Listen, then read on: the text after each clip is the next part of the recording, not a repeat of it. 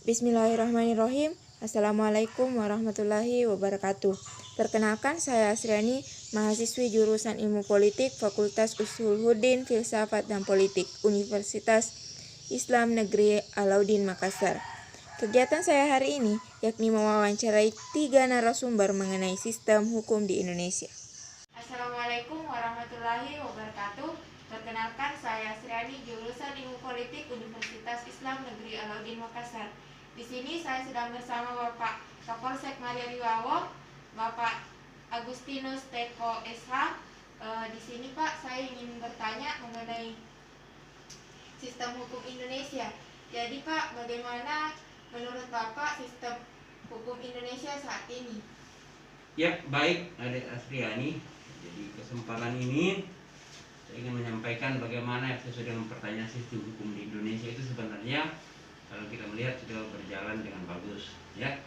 Karena kenapa sistem hukum di Indonesia itu sebenarnya yang dilakukan adalah mengacu seirama dengan Undang-Undang Dasar 1945, ya.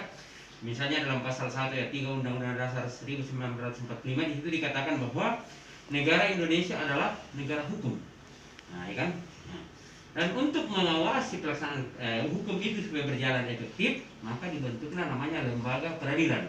Ya, di dalam lembaga peradilan itu terbagi lagi, ya.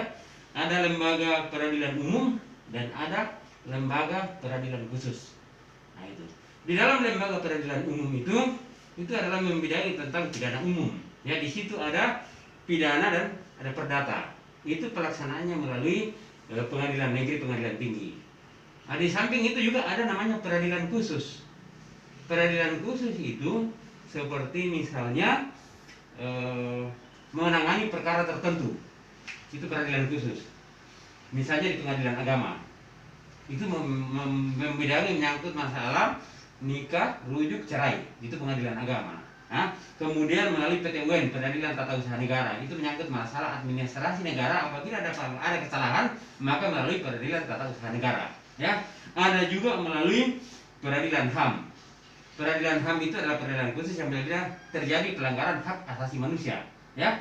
Kemudian ada peradilan tindak pidana korupsi yang menangani masalah korupsi, ya. Dan yang terakhir peradilan khusus adalah peradilan militer. Peradilan militer itu adalah yang menangani menyangkut masalah dari angkatan apabila ada yang melakukan pelanggaran. Ya, jadi semua sudah diatur, baik sipil maupun TNI, Polri, apa sudah diatur tentang peradilan, ya.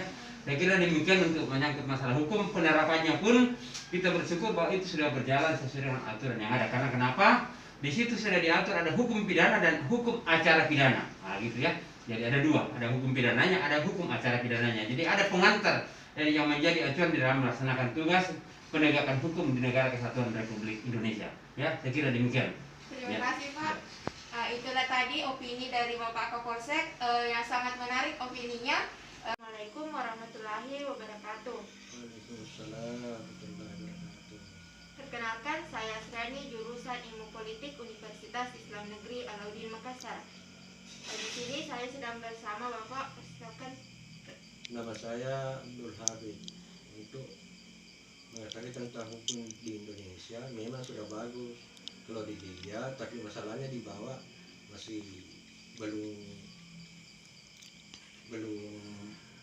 masyarakat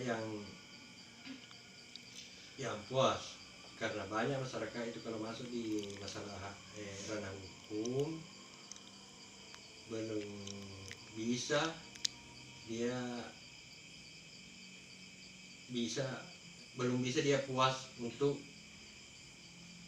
diterima sama masyarakat, karena sering kalau orang kecil kan biasanya tajam, kalau orang seperti orang-orang yang berduit belum biasanya itu bisa dibalik masalah hukum.